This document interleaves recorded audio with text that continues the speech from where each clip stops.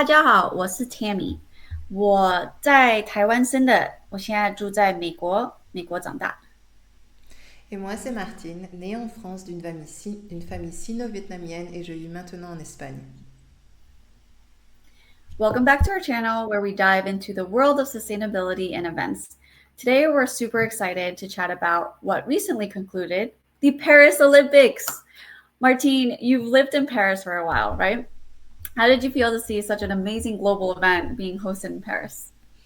After so many years of anticipation, it was incredible to watch the Paris Olympic Games surrounded by such magnificent places that I used to see daily, like Lady Eiffel on my way to work, for example, and each time I was breathless by her beauty. And of course, to see these extraordinary athletes. But what truly brought me to tears was hearing Celine Dion sing that timeless Edith Piaf song L'Hymne à l'amour during the opening ceremony at the top of Lady Eiffel. It was a moment of pure magic. I'll never forget it. Oh, I'm so happy you get to join me on this conversation then. I will start the conversation by saying that Martine and I will always strive to present information in our case studies that have a factual basis. Of course, we all have our opinions and we'll distinguish those whenever relevant, but otherwise, we'll always provide you with the source materials in the description so they're available for anyone who is interested in reading more into that. That being said, Martine, take it away. Okay, to start, the Paris Olympics aim to be the most sustainable games in history, and they strived to make some big moves to align with the United Nations Sustainable Development Goals, or SDGs.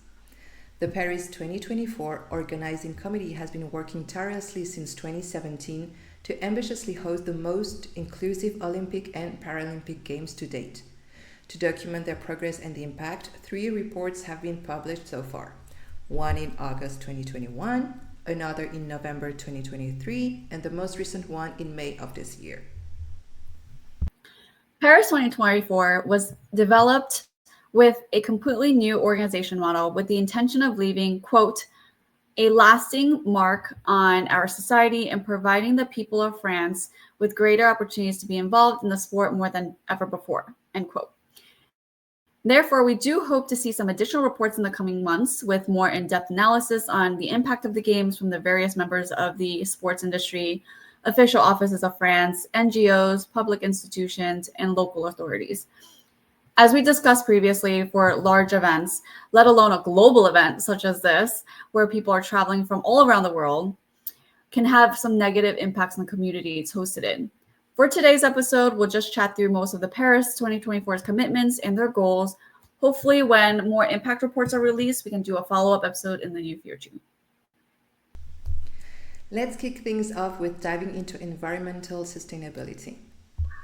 One of the boldest claims Paris 2024 made was their goal to reduce their carbon footprint by half in comparison to previous summer games. We're talking about limiting emissions to around 1.75 million tons of CO2. Now, that's huge, especially when you consider that previous games like Tokyo 2020 and Rio 2016 emitted an average of 3.5 million tons of CO2. For context, I'm sure Paris felt a sense of duty to lead by example to uphold the Paris Agreement.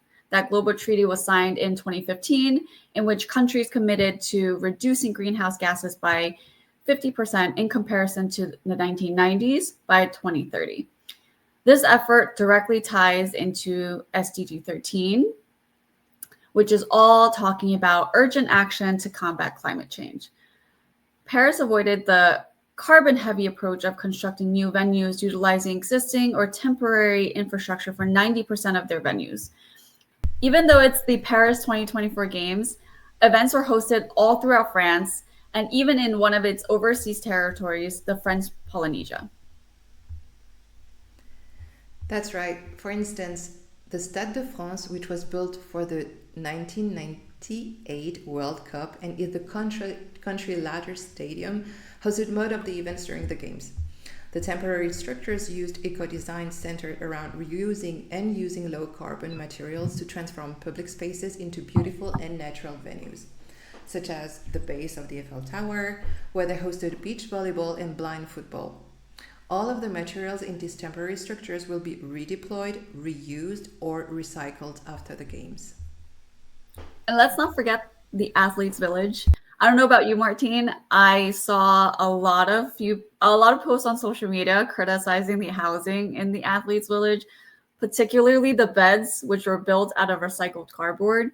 Even though this isn't the first time it's been introduced, the same cardboard bed frames were also used at the athletes village in Tokyo 2020 Olympics as well. Everything about the Paris Athletes Village was designed to become publicly used neighborhood environments after the games. The village is powered completely by solar energy and uses geothermal cooling to further reduce the reliance on fossil fuels. This approach is a perfect example of SDG 7 in action, which ensures access to renewable energy. I saw those posts. Okay, now let's move on from energy and carbon. As we mentioned before, Paris 2024 is also focused on creating a legacy and long-standing impact on the French community and economy. They're generating jobs, boosting tourism, and improving infrastructure, all while being mindful of the financial burden that often comes with hosting the Olympics. This is closely tied to SDG 8, which promotes sustained, inclusive, and sustainable economic growth. By prioritizing existing infrastructure and implementing sustainable practices, Paris is looking to leave a positive impact economically that lasts long after the games are over. It's also a nice example of circular economy, which focuses on the extension of materials and their life cycles. Exactly. For almost all aspects of the games, they're reusing and recycling materials wherever possible. The only new venue built, the Aquatic Center, is an incredible example of sustainable architecture. The seats in the venue are locally made from 100% locally collected and recycled plastic, diverting 30 tons of waste from landfills. The roof and the facility is covered with solar panels, which provide the venue with at least 20% of its electrical needs, and the pools are heated with waste heat recovered from a nearby data center.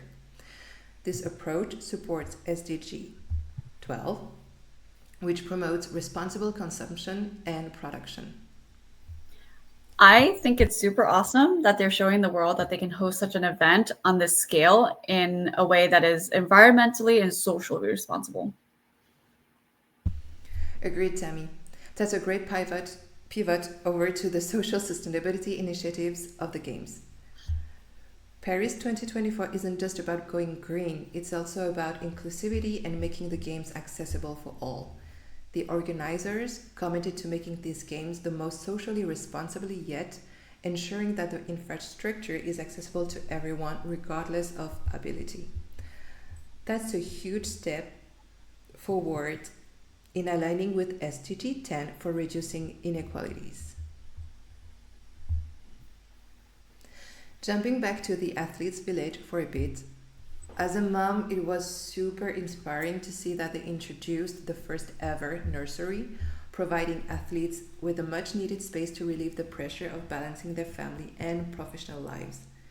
Staying along the topic of SDG 10, the Paris Olympic hosted 10,500 athletes with just as many women as men. The journey towards gender parity has been gradual.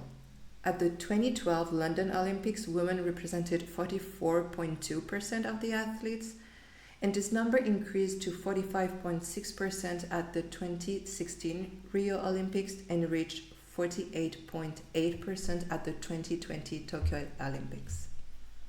I love that. As an aspiring athlete, I've been super inspired seeing all of these young people competing, winning so many medals.